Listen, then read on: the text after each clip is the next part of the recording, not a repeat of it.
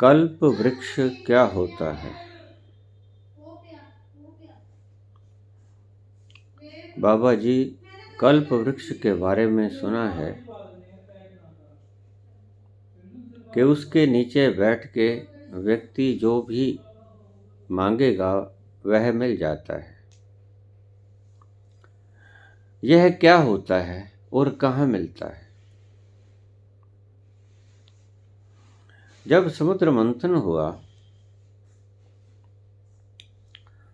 तो उसमें से 14 रत्न निकले।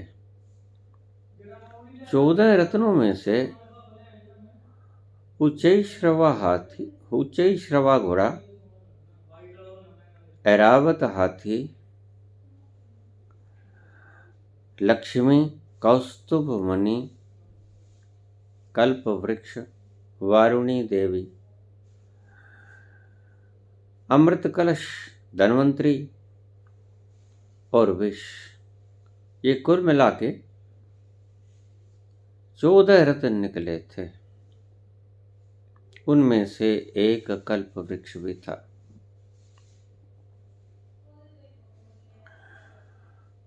कल्प वृक्ष के बारे में कहा जाता है पुराणों में कि उसके नीचे बैठ के व्यक्ति जो भी मांग लेता है पूर्ण हो जाता है, वो ही मिल जाता है। ऐसे आपको समझ नहीं आएगी क्योंकि ये कहानी है।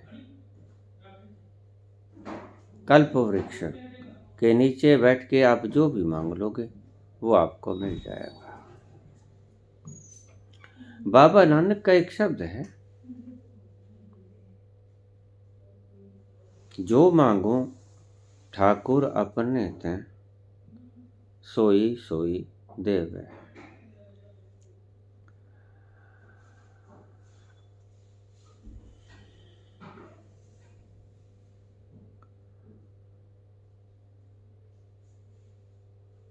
अपने स्वामी से जो भी मैं मांगता हूँ वह वो ही प्रदान करता है।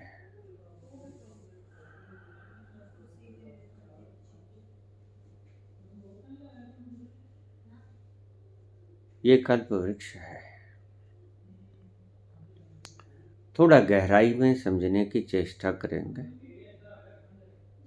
जो मांगो, आगे शब्द देखिए, ठाकुर अपने ते। अपने ठाकुर से जो मांगेंगे सोई सोई देवे, वही कुछ मिल जाएगा। और कल्प वृक्ष का यही महत्व है कि उससे जो भी कुछ मांगोगे वही मिल जाएगा, तत्काल उपलब्ध हो जाएगा। ये कल्प वृक्ष क्या है और वो ठाकुर कहाँ बैठा है? जहां जाकर हम जो कुछ मांगेंगे वो मिल जाएगा। जो मांगो ठाकुर अपने ते। जैसे बुल्ले शाह ने कहा कि मैं ठाकुर के द्वारे में चला गया, जिथे बजते नाद हजार।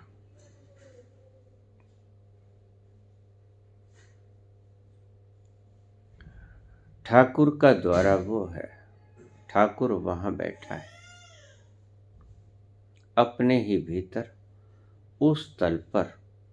उसका दूसरा नाम पुराणों ने कल्प वृक्ष कर दिया। कल्प वृक्ष नाम का कोई वृक्ष नहीं होता। वो द्वारा, ठाकुर का वो द्वारा जहां परम ईश्वर विद्यमान है, वहां जाकर जो कुछ मांगेगा तत्क्षण उसे मिल जाएगा। ये 14 रत्न जो निकले थे उसमें से कल्प वृक्ष जो मांगोगे वो ही मिल जाएगा। और बाबा कहते हैं, जो मांगू ठाकुर अपने ते, सोई सोई देवे।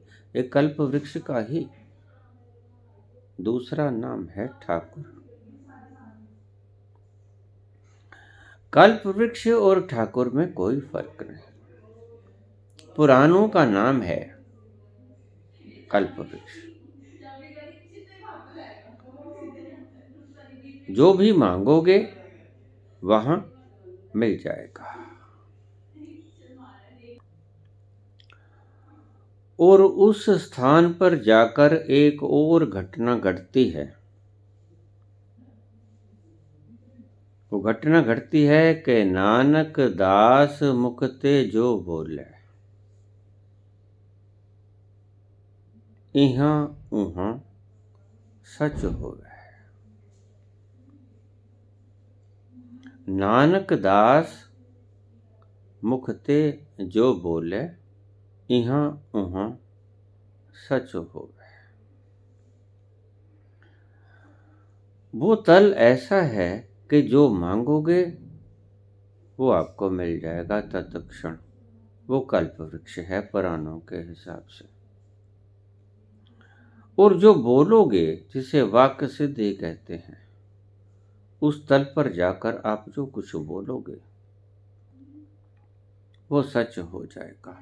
यहाँ वहाँ सच हो गया। जो भी कुछ बोल दोगे वो सच हो जाएगा। इसीलिए एक आम बात चली संतत्व के बारे में कि संत को अगर आपके द्वार पे भिक्षा मांगने आया तो उसको तिरस्कृत मत कर देना, क्योंकि न जाने बाहर से फकीर दिखने वाला, फटे कपड़े डालने वाला, मैले कुचैले पुराने कपड़े डालने वाला, देहहीन दरिद्र दिखने वाला संत भीतर से कहीं उस स्थल को छुए न बैठो। हो सकता है जो आपके द्वार पे खड़ा हो वो तख्तो ताज को लात मार के आया हो बुद्ध की तरह, और आज सिर्फ जीवन यापन करने के लिए जो भीतर जगी लालसा, उस तत्व को जानने के लिए जो कभी मरता नहीं, तख्तो ताश छोड़ के आ गया और आज तुम्हारे द्वार पे भिक्षा पत्र लेके खड़ा है। और ना जाने कोई आदि गुरु शंकराचार्य तुम्हारे द्वार पे खड़ा तुमसे कुछ मांग रहा हो, भूख लगी है। ईसा मांग के खाते थे, लेकिन किसी के द्वार पे मांग के नहीं खाते थे। ईसा सीधे जहां खड़े होते भूख लग जाती, चाहे सड़क के किनारे खड़े हैं, किसी भी स्थान पे खड़े हैं, ईसा हाथ ऊपर फैलाते और उस परम पिता परमात्मा से कहते, ओ गॉड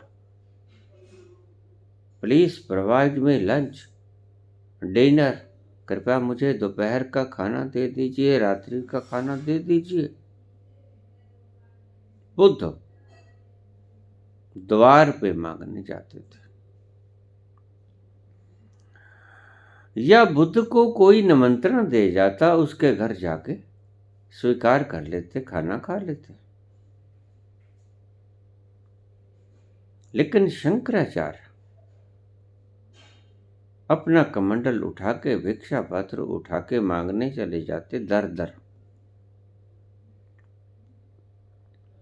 अपने अपने संतों की अपनी अपनी रवायत है, अपना अपना ढंग है। महावीर भी मांगने जाते, लेकिन मांगने का ढंग बड़ा अजीब था। ऐसा नहीं है कि वो गुजर रहे हैं और कोई उनसे विनती कर रहा है कि महाराज भिक्षा लेते जाइए, तैयार है, तो कह देते कि ठीक है भिक्षा लेने ही आया हूं, भिक्षा दे दो। लेकिन ऐसा कुछ नहीं होता था। महावीर के साथ ऐसा कुछ नहीं होता था। वो अपनी शर्त पे भोजन ग्रहण करते थे। वो एक शर्त रख देते थे, घर में निकलने से पहले अपने स्थानक से निकलने से पहले शर्त रख देते थे कि जिस घर के आगे ये कुछ होगा वहां से मैं भोजन ग्रहण करूंगा। और शर्त भी बड़ी टेढ़ी मेढ़ी। 5 टांगों वाला बलद होगा, 3 सिरों वाली गाय होगी, 10 सींगों वाली बकरी होगी। बकरी और भेड़ इकट्ठे होंगे, साथ में बैल खड़ा होगा और बैल के सिर के ऊपर 3 सींग होंगे। ऐसा कुछ उल्ट पुल्ट। वो अपनी शर्त पे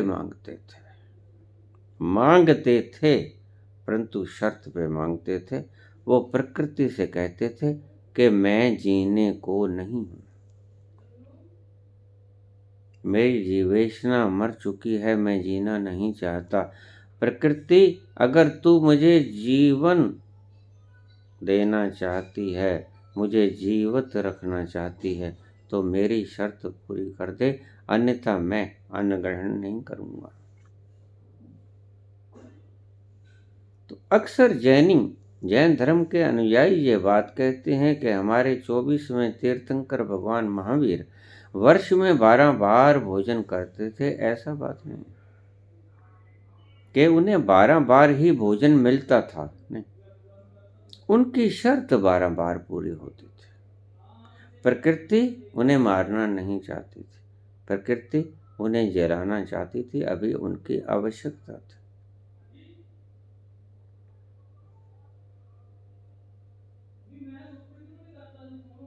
हम अपने आप को कर्ता समझते हैं,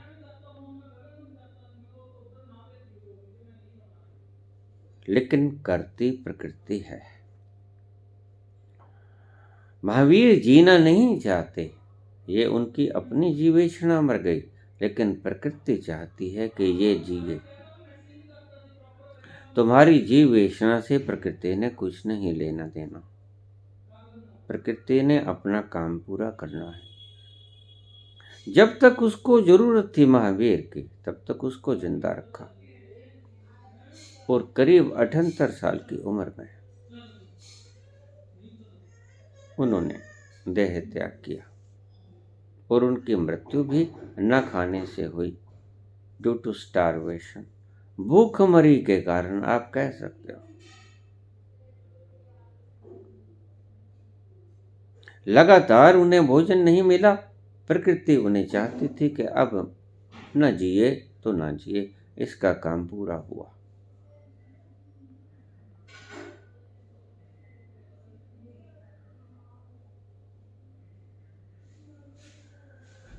नानक जो कुछ बोलते हैं उस तल पे जाके वो सच हो जाता है।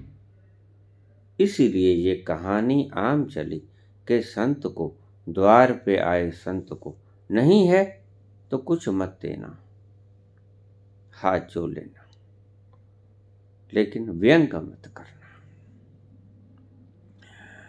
ऐसी बात मत कह देना कि भारी पड़ जाए।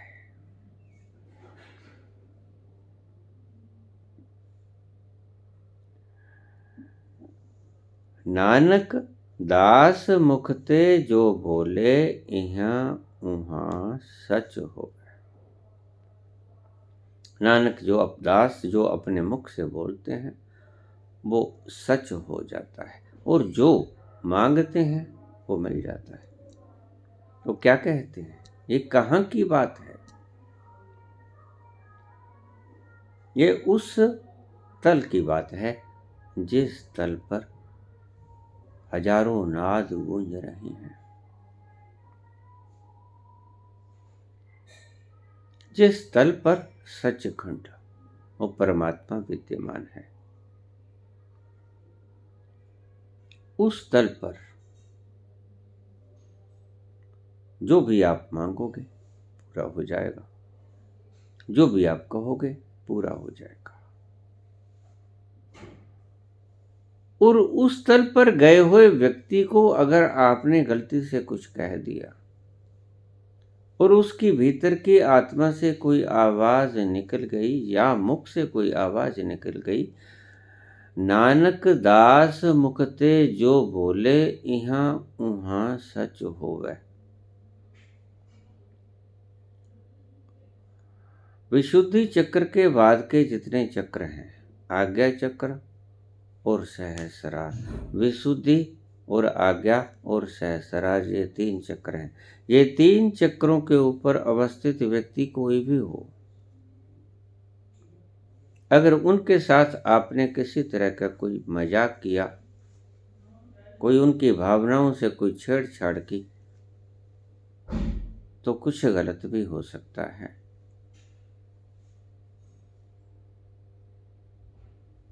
ऐसे व्यक्ति आपको नाजायज परेशान नहीं करेंगे, लेकिन अगर आप उनको नाजायज परेशान करोगे तो हो सकता है, जरूरी नहीं, हो सकता है कि वो कुछ मुख से बोलते हैं। नानक दास मुखते जो बोले इहाँ उहाँ सच होवे। ये उस तल पर गए हुए व्यक्ति की बात है।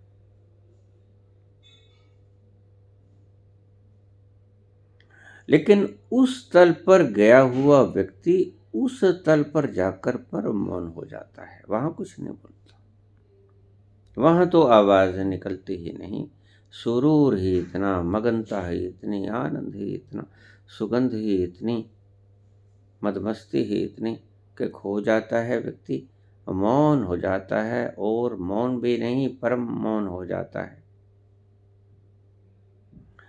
उसके भीतर से आवाज ही नहीं निकलती, ना जुबां बोलती है, ना मन बोलता है, मन भी चुप, जुबां भी चुप। परम मौन में जो व्यक्ति उतर गया, जो उस तल को छू गया, जहां सचखंड में परम पिता परमात्मा विद्यमान है, उस तल पर जाकर तो वो कुछ बोल ना पाएगा। उस तल पर मस्ती ही इतनी है कि आवाज कहाँ निकलेगी, नहीं नहीं, कुछ नहीं बोल नहीं सकता वह व्यक्ति, चुप हो जाता है, मस्त हो जाता है, परम मौन हो जाता है। लेकिन जैसे ही वो बाहर आएगा आपसे संवाद करने के लिए, बार बार अर्जुन सवाल पूछते हैं कृष्ण से, और कृष्ण बार बार उसके सवालों का जवाब देकर अपनी स्थिति में आ जाते हैं, स्थिति प्रज्ञ हो जाते हैं। फिर सवाल पूछता है अर्जुन, और कृष्ण को अपनी स्थिति प्रज्ञता से बाहर आकर बोलना पड़ता है उसके प्रश्न का उत्तर। बार बार वो अपने तल पे उतरते हैं भीतरी, और बार बार वो बाहर आते हैं। आपको एक बार जाना ही मुश्किल हुआ पड़ा है, एक बार जाना ही मुश्किल होता है, उसके बाद तो राह आसान हो जाती है, राह का आपको पता चल जाता है। बस एक बार ही उतरना मुश्किल है उस तल पर, उस तल पर एक बार उतर जाओ जहां कल्प वृक्ष है, ईश्वर ही कल्प वृक्ष है।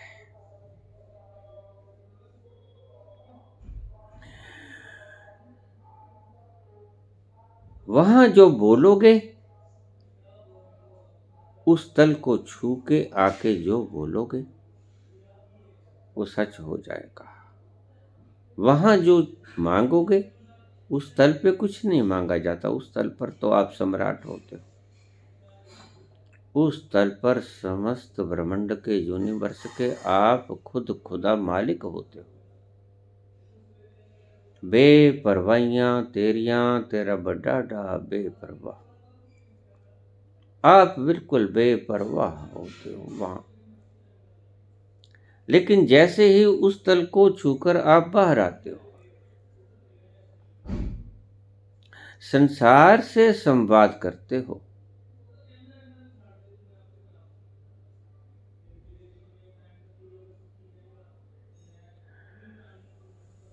वैसे ही अगर आप कुछ बोलोगे सच हो जाएगा। विशुद्धि चक्र के बाद आज्ञा चक्र पर व्यक्ति और सहस्रार चक्र पर व्यक्ति, जो इन 3 चक्रों पे जो व्यक्ति स्थित हो जाता है, एक बार स्थित हो जाता है, छू के वापस नहीं आ जाता, बल्कि उस स्थान पर स्थित हो जाता है पक्का। विशुद्धि चक्र पे स्थित हो जाता है, फिर आज्ञा चक्र पे, फिर सहस्रार पे, फिर वो उसके बाद किसी भी चक्र पे आता रहे।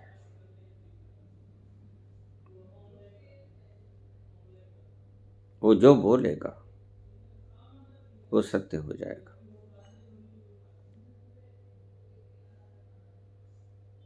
जो मांगेगा वो सत्य हो जाएगा। छोटी सी बात कह के मैं अपनी बात को खत्म करूंगा।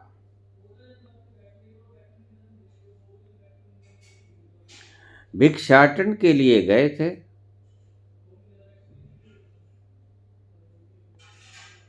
आदि गुरु शंकराचार्य।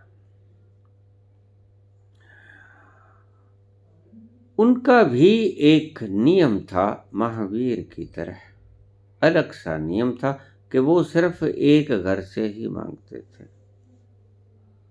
अगर वहां से नहीं मिला तो फिर वो वापस परत कर अपने आश्रम में आ जाते थे और कुछ नहीं खाते थे।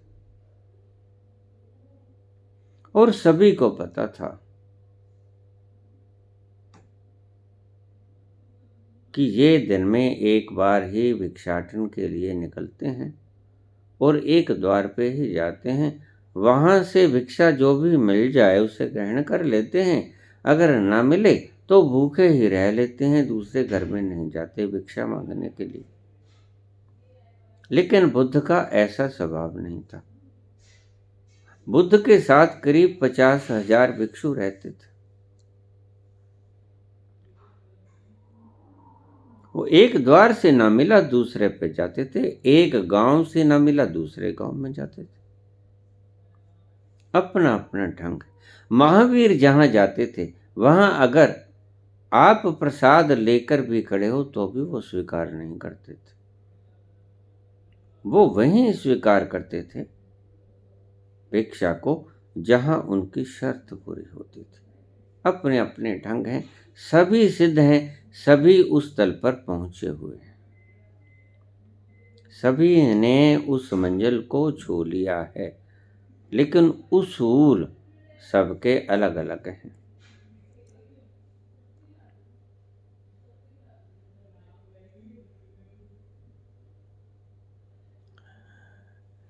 एक दिन अपने आश्रम से निकले, चलते चलते मन आया कि चलो इस घर में भिक्षा मांग लें। उनके भीतर से जो आज्ञा हुक्म आता था वहीं वो चले जाते थे। सही मायने में वो भिक्षा मांगने नहीं जाते थे, वो भिक्षा के लिए ईश्वर का फरमान पूरा करने जाते थे। ईश्वर उनसे कहता कि जाओ भिक्षा मांग लो, भिक्षा मांग लेते।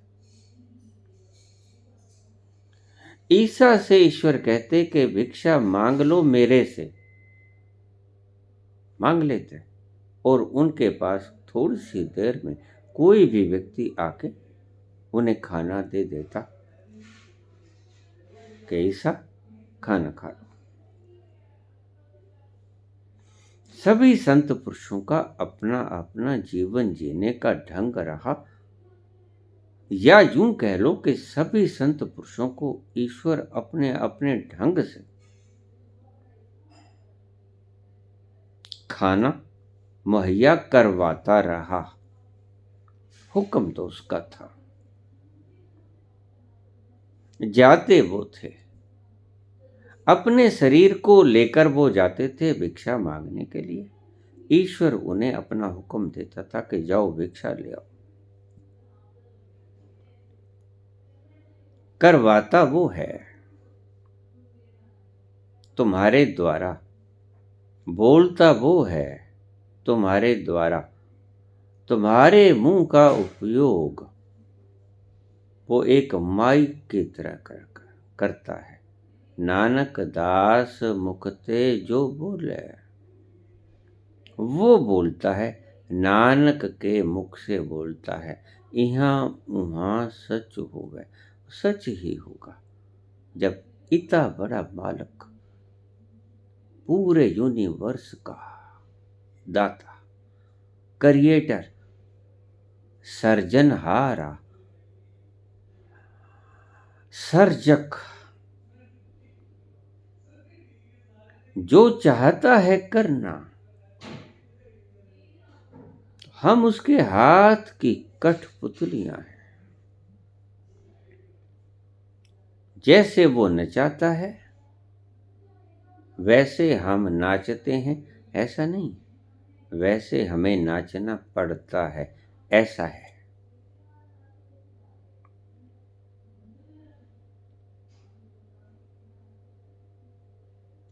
जब तक आप राजा रानी के खेल देख रहे हो, दास दासी के खेल देख रहे हो, मुझे रोज प्रश्न आते हैं कि ये क्यों होता है, भगवान ने सृष्टि क्यों बनाई, क्या पर्पज था, आखिर ईश्वर हमसे चाहता क्या है। कल एक भक्त ने मुझे कुछ ज्यादा ही गुस्से में लग रहा था। मेरे पास एक भक्त आ गए, मुझे कहने लगे कि ईश्वर ने ये सृष्टि बनाई ही क्यों।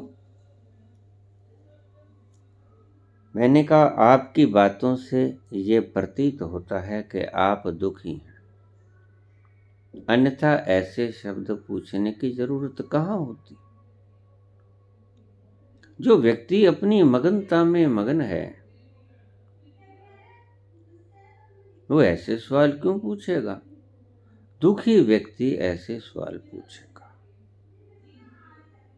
सुखी व्यक्ति ऐसे सवाल नहीं पूछता कि क्यों बनाई, कारण क्या था, उसने लेना क्या था ये पंगा खाना खड़ा करने के, क्या तेरे मन में समाई, तूने काहे को दुनिया बनाई। अब जिसने बना दी उसने बना दी, तुम्हारे कहने से विनष्ट नहीं करेगा। हम जब तक हाथों से, जिन हाथों से वो कठपुतलियों को नचाता है, हम कठपुतलियों के नाच देखते हैं। उसने उसको छुरा घोंप दिया, वो राजा के कुर्सी पे बैठा सिंहासन पर, वो पाँव दबा रहा है, वो दासी पंखा झेल रही है। ये दास, ये दासियां, उस पर अत्याचार हो रहा है, वो अत्याचार कर रहा है। वो राजा के सिंहासन पर बैठा फरमान जारी कर रहा है, प्रजा उसके फरमान को मान रही है। लेकिन हम इन कर्मों को होते हुए जब तक देखते रहेंगे, हम मूर्ख ही रहेंगे, हमें समझ नहीं आएगा। कर्मों को देखेंगे, एक व्यक्ति ने दूसरे व्यक्ति के छुरा भोंक दिया, हम कहेंगे बड़ा पाप हुआ। लेकिन संत कौन? संत वो जो इन खेल खेलते हुए कठपुतलियों को, जैसे जैसे वो नचाता है हाथों को, आप कभी देखना कठपुतलियों के नाच आजकल नहीं होते, हमने देखे हैं, हमारे जमाने में होते थे।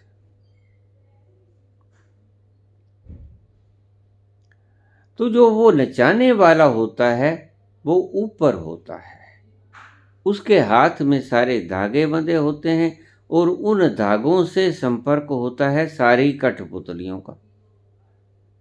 कोई राजा, कोई रानी, कोई सेवक, कोई दुष्ट, कोई अपराधी, कोई दंड देने वाला, कोई जल्लाद, कोई गायिका, सभी अलग अलग तरह के लोग नृत्य करते हैं और वो धागे से बंधे होते हैं। वो जो कठपुतलियों का खेल दिखा रहा है, जैसा जैसा वो चलाना चाहता है वैसे वैसे वो हाथों को चलाता है, वैसे वैसे राजा भी हिलता है, रानी भी हिलती है, सेवक भी हिलता है, नौकर चाकर सब हिलते हैं। नाचते वैसे ही हैं जैसे उसकी उंगलियां चलती हैं। एक बात को ध्यान में रखना, बड़े काम की बात है। जब तक तुम कठपुतलियों को नाच करते हुए देखते रहोगे तो इसका मतलब तुम होते हुए कर्मों को देख रहे हो कि कर्म क्या हो रहे हैं। संत कौन? संत वो जिसकी दृष्टि थोड़ी ऊपर उठ जाती है और वो देख लेता है उन हाथों को जिनके हाथों में से धागे निकलकर उन कठपुतलियों के साथ बंधे हुए हैं। जिस घड़ी जिसने उन कठपुतलियों को नचाने वाले के हाथ देख लिए कि अरे ये तो इसकी उंगली हिलती है तो कठपुतली हिलती है, जब उसकी उंगली नहीं हिलती तो कठपुतली बिल्कुल नहीं हिलती, कठपुतली शांत रहती है। और जिस कठपुतली को वो जैसे भी हिलाना चाहता है वो वैसे ही हिला देता है, वैसे ही उसको हिलना पड़ता है, नाचना पड़ता है। लेकिन नचाने वाला ऊपर है थोड़ा सा, उसके हाथों से वो धागे बंधे हैं जो कठपुतलियों के साथ बंधे हैं।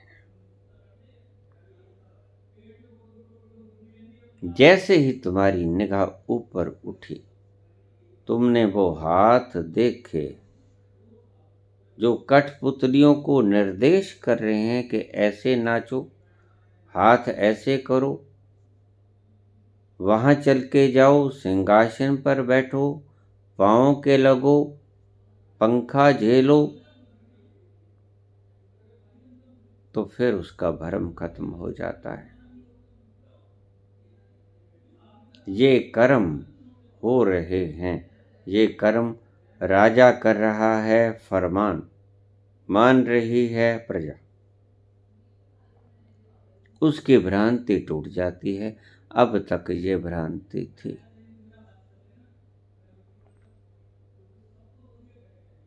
ब्रह्म सत्यम जगत मिथ्या का एक अर्थ ये भी है कि वो जो नचाने वाला है वो सच है, जैसे चाहता है नचा लेता है। जगत मिथ्या का अर्थ ये जो नाचने वाली कठपुतलियां हैं ये मिथ्या हैं। ये जो तुम्हें दिखाई पड़ती हैं कि ये ऐसे नाची नाची तो क्यों नाची, ये सवाल ही गलत है।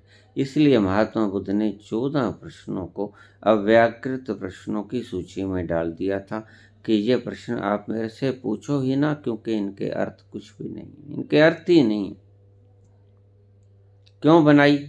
अब तुम कठपुतली नचाने वालों से कहोगे कि तुमने इसको ही राजा क्यों बनाया, वो क्या जवाब देगा? उसकी मौज। जिसने कठपुतली बनाई उसने कठपुतली नचाई, उसने कोई राजा बना दिया। मूर्तिकार से पूछो कि तुमने माँ दुर्गा की फोटो क्यों बनाई या भगवान शंकर की क्यों नहीं बनाई, तो वो क्या कहेगा? तो कहेगा मैंने जो बनानी थे बना दी, मेरी मौज। चित्रकार ने, मूर्तिकार ने, सर्जनहार ने जो बना दिया और जैसे खिलाना चाहता है आपको खिलवाता है इस रंगमंच के ऊपर अपनी उंगलियों को। आप उसे ये कहो कि ये गलत कर रहा है, आप उसे ये कहो कि ये ठीक कर रहा है, ये भी आप अपनी रजा से नहीं कहते हो, ये भी आप उसकी रजा से ही कहते हो। वो चाहता है कि आप यूं बोलें। नास्तिक भी आप अपनी रजा से नहीं, आस्तिक भी आप अपनी रजा से नहीं होते। नास्तिक भी उसके भाने में होता है, आस्तिक भी उसके भाने में होता है। जैसे वो नचाता है वैसे तुम नाचते हो। किसी को वो राजा बना देता है, न्यायकारी बना देता है, किसी को वो अपराधी बना देता है। अपराध करने वाला भी उसके हुक्म से अपराध किए, दंड देने वाले ने भी उसके हुक्म से दंड दिए।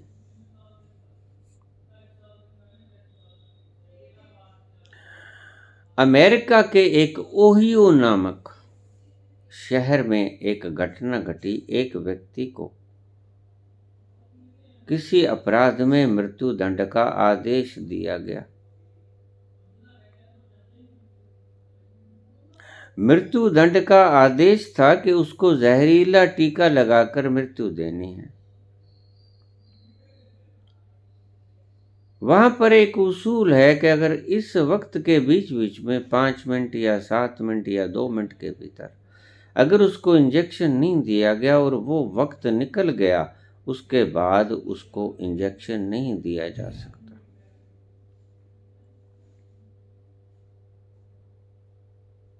ओहियो के भीतर वृद्ध व्यक्ति, उम्र ज्यादा थी, करीब 70 की रही होगी, वैसे भी मरने वाला था, लेकिन मृत्यु दंड सुना दिया जज ने तो ठीक। और जैसे ही डॉक्टर्स ने उसको जहर का इंजेक्शन देना शुरू किया, उसको उसकी वेन ही नहीं मिली। ये सत्य घटना है। बहुत कोशिश की, वेन मिली ही नहीं, और वेन ना मिले तो इंजेक्शन ना लगे। वक्त बीत गया, नब्ज ना मिली, इंजेक्शन नहीं लग सका, वह व्यक्ति बच गया। उसके मृत्यु दंड की सजा खत्म हो गई। उसका हुक्म वो उसको अभी जिंदा रखना चाहता था, अभी मारना नहीं चाहता था।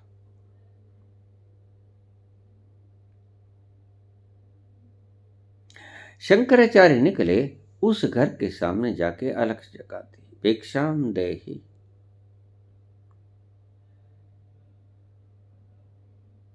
और ऐसा संयोग भिड़ा कि वो घर किसी अमीर व्यक्ति का नहीं था, एक स्त्री का घर था, विधवा स्त्री का। उसका घर वाला मर गया था और वो विधवा औरत, कुछ काम धाम नहीं था कोई, किसी तरह की उसको धन उपार्जन का कोई साधन नहीं था, जो कुछ दे जाता कोई, उससे वो अपना जीवन यापन कर लेती। जैसे ही शंकराचार्य ने आके अलख जगाई और उस ब्राह्मणी ने आवाज सुनी तो घबराई। उसने कहा, ये तो शंकराचार्य है और एक ही घर से मांगते हैं। आज वैसे मेरे सौभाग्य हैं कि ऐसा महान पुरुष मुझ अभागिनी के द्वार पर भिक्षाटन के लिए आया है, लेकिन था कुछ नहीं। उसने सारा घर फलोर दिया, कुछ न मिला।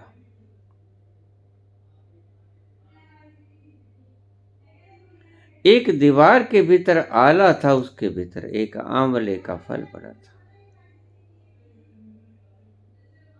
बस वो ही कुछ था। उसने कहा कि संत को ऐसे खाली मोड़ना भी शुभ नहीं होता, लेकिन मेरे पास है भी कुछ नहीं। संत हैं, अंतर्यामिन हैं, जानते हैं कि इसके पास कुछ नहीं, फिर भी आए हैं तो कोई कारण होगा।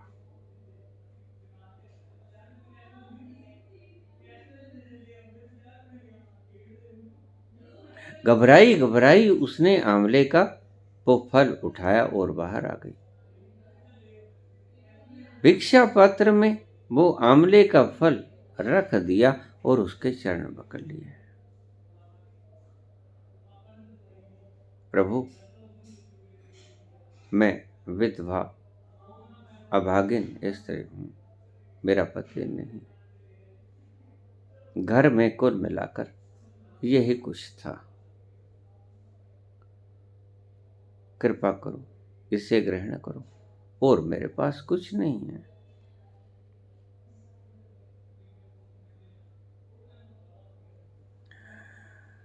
शंकराचार्य का हृदय द्रवित हो गया।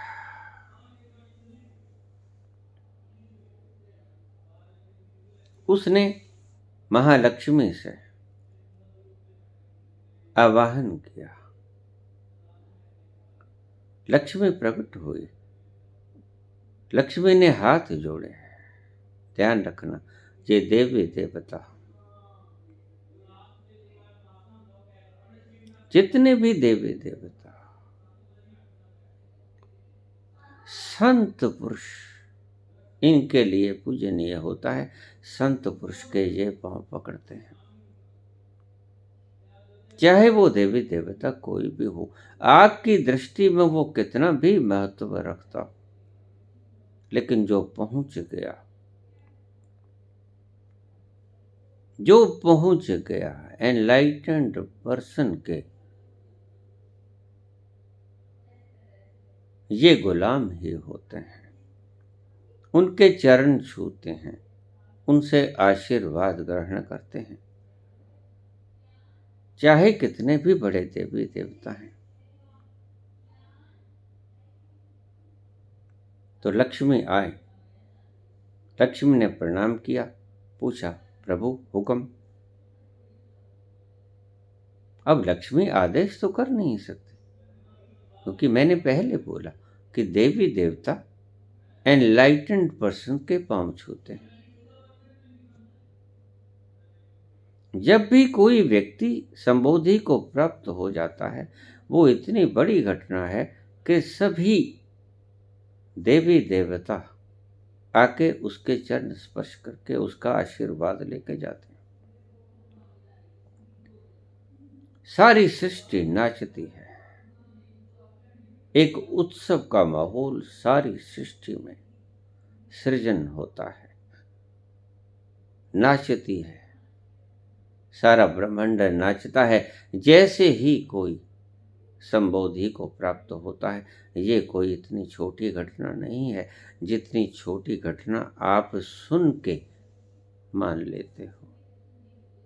बहुत विशालतम घटना है। कभी हजारों साल नरगिस अपनी बेनूरी पे रोती है। हजारों साल नरगिस अपनी बेनूरी पे रोती है। बड़ी मुश्किल से होता है चमन में दीदावर पैदा। ये दीदावर कभी कभी पैदा होते हैं। ये घटना रोज नहीं घटित होती, कभी उसकी कृपा हुई तो कोई एक। इसलिए बाबा ने कहा, कोटिन में कोई एक चलत है, कोटिन चलत एक पहुंचत है। कोई बड़ी मुश्किल से उस तल को छू पाता है, और जैसे ही वो उस तल को छू लेता है, ये सभी देवी देवता उसके गुलाम हो जाते हैं। महामाया उपस्थित हुई, प्रणाम किया, पूछा, प्रभु क्या आदेश है? शंकराचार्य ने कहा कि शीघ्र ब्राह्मणी के घर स्वर्ण वर्षा कर दो, 3 प्रहर तक। 1 प्रहर 3 घंटे का होता है, 8 प्रहर होते हैं 24 घंटों में, दिन भर रात। 3 प्रहर तक स्वर्ण वर्षा कर दो।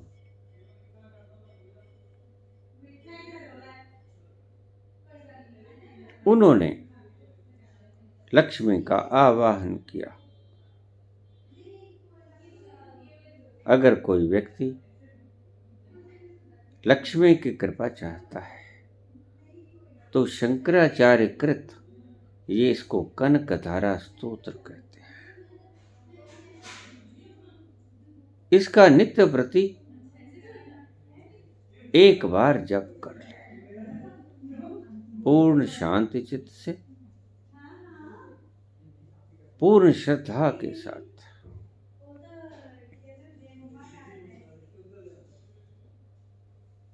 तो उसने जब उच्चारण किया, शंकराचार्य ने उच्चारण किया, आवाहन किया, अंग गम हरे पुलक भूषणमाश्रांत भृंगांगनेव मुकुलाभरणं तमालम् अंगीकृताखिल विभूतिर्पांगलीला मांगल्य दास्तु मम मंगल देवतायाः।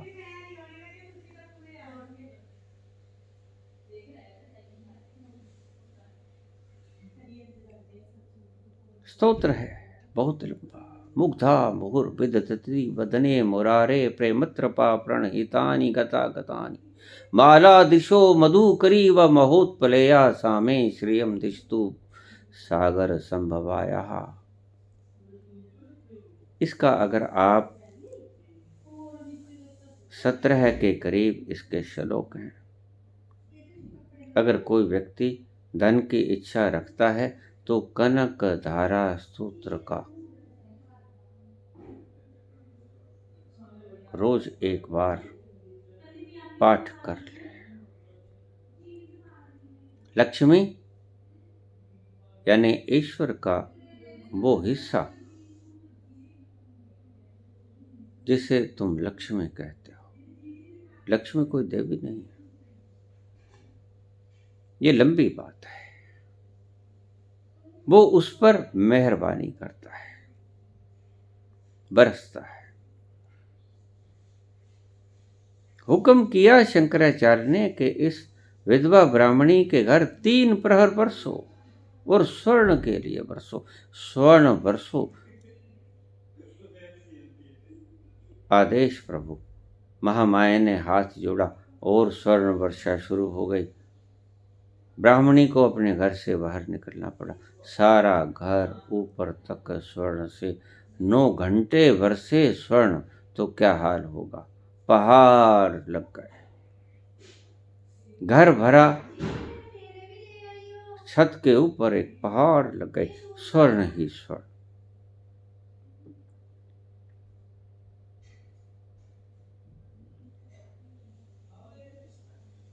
यहां से एक किंवदंती भी शुरू हुई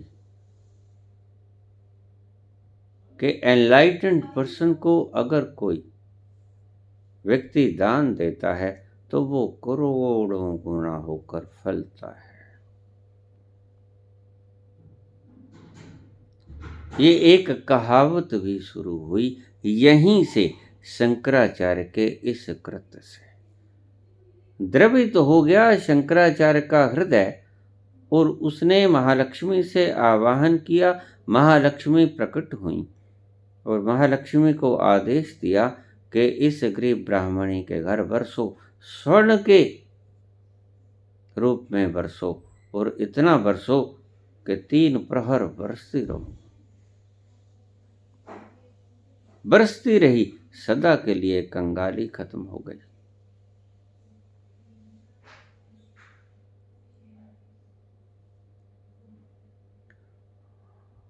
जिन शब्दों के उच्चारण से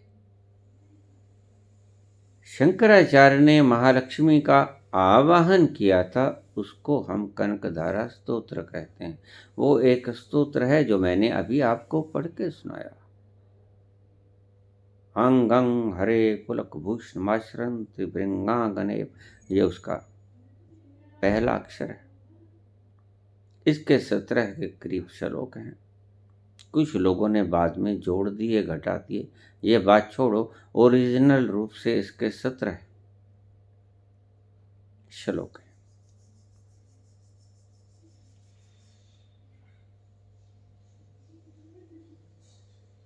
वहां से एक ये बात चली, लोक में, समाज में, कि संत को अगर कुछ ना हो तो हाथ जोड़ लेना। आप कौन जाने कोई शंकराचार्य भिक्षा के लिए खड़ा हो, आप तो बाहर से ही पहचानते हैं आदमी को। आपके पास भीतर देखने की प्रज्ञा ही नहीं है। आपको पता ही नहीं है कि सामने खड़े बुद्ध आप जैसे लाखों सिंहासनों को लात मार के आपके द्वार पर भिक्षा के लिए खड़े हैं। आपके लिए ये बात अजूबी है और गणित से परे है।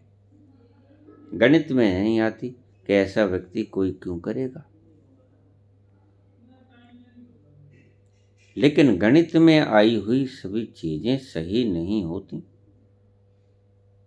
अक्सर तो गणित से बाहर की चीजें ही सही होती हैं।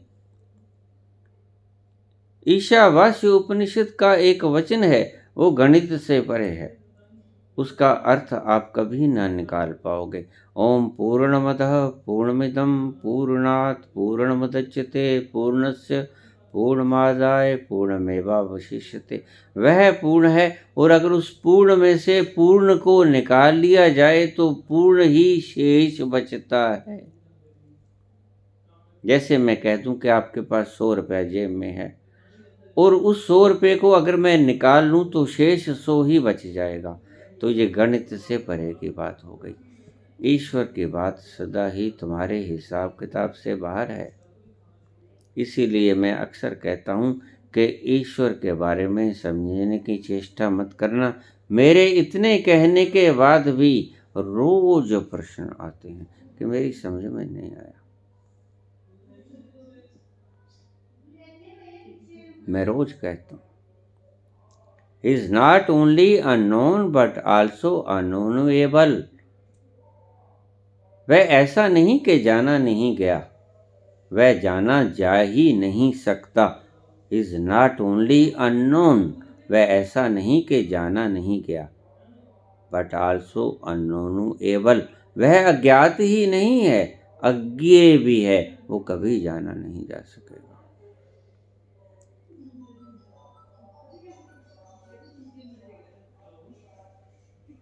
हिसाब से परे उसका पैमाना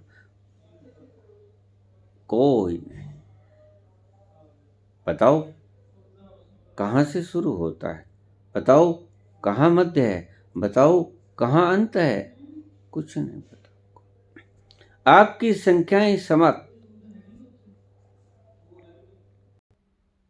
वह मालिक जैसा अपनी क्रिएशन के साथ जैसा चाहेगा व्यवहार करेगा, तोड़े मरोड़े फोड़े बचाए, क्रिएशन को नष्ट करे, प्रलय करे, सृजना करे, उसकी इच्छा। आप दखल अंदाजी देते हो तो आप मूर्ख हो। आप सियाने नहीं हो, आप मूर्ख हो।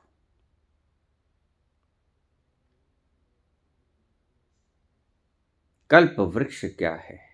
और बाबा नानक कहते हैं, जो मांगो ठाकुर अपने ते सोई सोई देवे। ये क्या है? उस तल पर जो कुछ मांगोगे वो मिलेगा, उसे कल्प वृक्ष कहते हैं।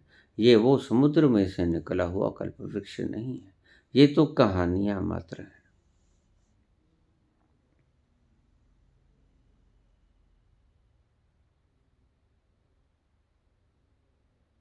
कल्प वृक्ष आपके ही भीतर है। डरो मत, अपने भीतर उतरो, ध्यान में उतरो, करना छोड़ो, न करने में जाओ, न करने में जाके आप उस तल को छू लोगे। जैसे ईंट जब नीचे गिरती है, फोर्स ऑफ ग्रेविटेशन उसे खींचता है, तो कोई बाधा नहीं खड़ी करती। ईंट गिरती चली जाती है, फोर्स ऑफ ग्रेविटेशन के अधीन अपने आप को रोकने की चेष्टा नहीं करती और कर भी नहीं सकती। ये भी समझ लेना, ईंट गिरेगी ही गिरेगी। आप अपने आप को गिरने दो, आप अपने आप को छोड़ दो। बस ध्यान की सारी प्रक्रिया यही है। आप पकड़ो मत, आप छोड़ दो अपने आप को, गिर जाने दो ईंट को सड़क पे। वो ही उसको शब्द और सुरती का मेल कह लो, उसको आप एनलाइटनमेंट कह लो, उसको आप सत्य का अनुभव कह लो, उसको आप समाधिस्थ कह लो, उसको आप संबोधि कह लो, कुछ भी अर्थ दे सकते हो आप। बूंद समानी समुद्र में, और वो जहां तुम पहुंच जाओगे उस मुकाम पे जो मांगोगे वो ही मिल जाएगा। और क्यों मांगोगे? क्यों मांगोगे? मांगने को कुछ बाकी ही ना रहा।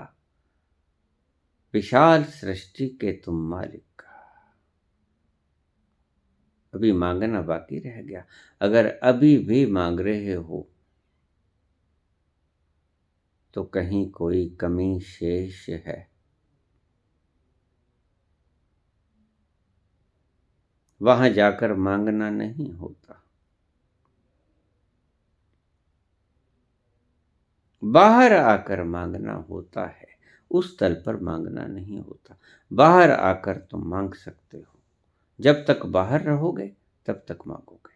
जैसे ही भीतर उतरे वैसे ही तुम मांगना समाप्त हो जाएगा। जैसे जब तक निद्रा में नहीं गए हो तब तक तुम मांग सकते हो। जैसे ही तुम निद्रा में गए तुम्हारा मांगना खत्म हुआ।